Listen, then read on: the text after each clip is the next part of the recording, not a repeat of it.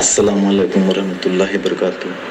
شیخ، میرا ایک سوال یہ تھا کہ ہم ایک غیر مسلم کی کمپنی میں کام کرتے ہیں جو کہ ہندو ہے، ہمیں عصر کی نماز نہیں مل پاتی، تو کیا ہم ظہر میں جمع پہ صلاح ادا کر سکتے ہیں روزانہ؟ بڑی مہربانی اس مسئلے کا حل بتائیں، جزاک اللہ خیر۔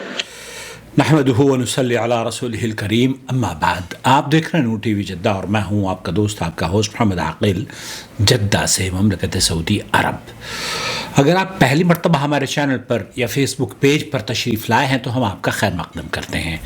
سوشل میڈیا پر بہت آسانی سے دین کو سمجھنا اور سمجھانا آسان ہو گیا ہے، لیکن ضرورت اس بات کی ہے کہ ہم راسخ علماء اور مشائخ کے فتاوی جات حاصل کرنے کی کوشش کریں جو کہ آپ کو دین اسلام کی صحیح تعلیمات سے آگاہ کرتے رہیں۔ جی ہاں، ہمارے چینل کا فارمیٹ یہ ہے کہ آپ وائس میسیج ہمیں کر دیجئے، ہم یوٹیوب پر یا فیس بک پیج پر اپنے نور ٹی وی جدہ آپ کے سوال کا جواب لے کر حاضر ہو جائیں گے۔ بس شرط اتنی ہے کہ مختصر، یہ 24 منٹ کا سوال ہے، بہت خوبصورت، بہت لاجواب ہے۔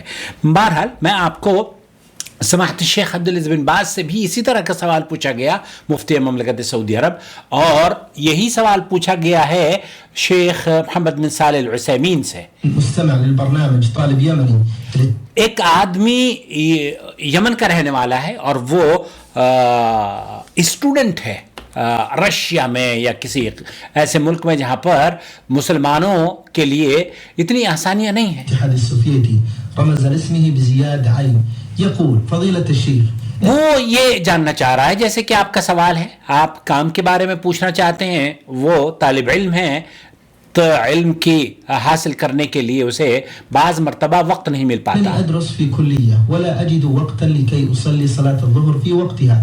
اب مجھے جب میں یونیورسٹی یا کالجز میں پڑھ رہا ہوں تو مجھے وقت نہیں مل پاتا کہ میں ظہر کی نماز ادا کروں۔ ایسی صورت میں فاتوضا واصلی صلاة الظہر وصلاة العصر، پھر ایسی صورت میں ظہر کے وقت میں عصر بھی پڑھ لیتا ہوں، مجھے نصیحت فرمائیے کہ میں کیا کروں۔ مع بعض فما الحكم في هذا علما بأنني على هذا الحال سوف أستمر 4 سنوات هي مدة الدراسة۔ میں 4 سال تک اس طریقے پر کام کرتا رہوں گا کیونکہ مجھے یہ میری وہ جو ڈیوریشن ہے ڈگری کی 4-5 سال ہوا کرتی ہے۔ ثبت في صحيح مسلم عن ابن عباس رضي الله عنهما، یہ اللہ کے رسول صلی اللہ علیہ وسلم کی حدیث صحیح مسلم میں ثابت ہے، جسے عبداللہ ابن عباس رضی اللہ تعالی عنہما نے نقل کیا ہے۔ صلی اللہ علیہ وسلم جمع في المدينة بين الظهر والعصر وبين المغرب والعشاء من غير خوف ولا مطر۔ آپ علیہ الصلوۃ والسلام نے، عبداللہ ابن عباس یہ کہتے ہیں کہ آپ علیہ الصلوۃ والسلام نے صحیح مسلم میں مدینہ منورہ میں جمع فی المدینہ بین الظہر والعصر وبین المغرب والعشاء، آپ نے مغرب اور عشاء کو اور ظہر اور عصر کو جمع کر کے پڑھا، جبکہ لغیر خوف، اس خوف بھی نہیں تھا کوئی، اور نہ ہی پانی برس رہا تھا اور نہ ہی بارش ہوئی تھی۔ پھر ایسی صورت میں آپ علیہ الصلوۃ والسلام نے دونوں نمازوں کو جمع کیا، قصر نہیں کیا، جمع کیا۔ فقيل ابن عباس في ذلك، عبداللہ ابن عباس سے پوچھا گیا کہ اللہ کے رسول صلی اللہ علیہ وسلم نے ایسا کیوں کیا، کیونکہ عام طور پر کوئی تو وجہ رہی ہوگی نا، جب آپ بارش بھی نہیں ہو رہی ہے، خوف بھی نہیں ہے، تو ویسا کیوں کیا؟ قال اراد ان لا يحرج امته۔ آپ علیہ الصلوۃ والسلام کے جلیل القدر صحابی ہیں عبداللہ بن عباس، وہ یہ کہتے ہیں کہ آپ علیہ الصلوۃ والسلام نے یہ عمل اس لیے کیا تاکہ امت کسی مشقت اور پریشانی سے، دشواری سے نہ گزرے، ان کے لیے آسانی ہو، لا يلحق امته حرجا، اس کے لیے کوئی حرج اور کوئی دشواری اور کوئی مشقت نہ ہو۔ فاذا كان في ترك الجمع حرج عليك، آپ ایسی صورت میں اگر کوئی حرج ہے، کوئی پریشانی ہے اور کسی وجہ سے آپ کے اوپر یہ آپ کو وقت نہیں مل پاتا، تو ایسی صورت میں آپ نمازوں کو فلا بأس ان تجمع، پھر آپ کو ایسی صورت میں 2 نمازوں کو جمع کرنا بالکل جائز ہے، بین الظہر والعصر، ظہر اور عصر کو آپ ملا کر پڑھ سکتے ہیں 4 رکعت ظہر کی، 4 رکعت عصر کی، أو بين المغرب والعشاء. مغرب اور عشاء 3 رکعت مغرب کی اور 4 رکعت 3 رکعت مغرب کی اور 4 رکعت عشاء کی. وإذا لم يكن عليك حرج بأن تمكنت من أن تصلي الظهر في وقتها والعصر في وقتها فالأفضل ألا تجمع. اب آپ کو اگر وہ وقت میسر آ جائے کہ آپ ظہر کی نماز ظہر کے وقت پڑھیں اور عصر کی نماز عصر کے وقت پڑھیں، تو پھر آپ کے لیے یہ جائز نہیں ہے کہ آپ ان کو آسانی کے ہوتے ہوئے بھی جمع کریں اور اپنے آپ کو على أن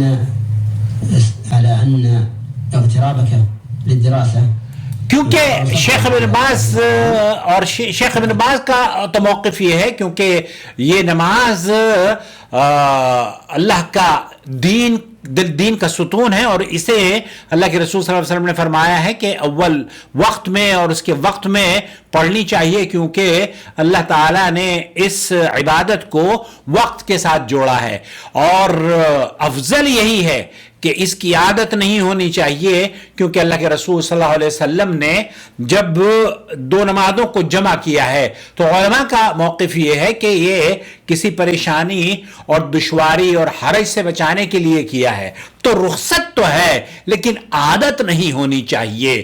بہتر یہ ہے کہ آپ ظہر کے وقت اور عصر کے وقت، مغرب کے وقت اور عشاء کے وقت پڑھیں. لیکن اگر کبھی کبھار آپ کو جیسے شیخ محمد بن صالح العثیمین نے فرمایا کہ اس میں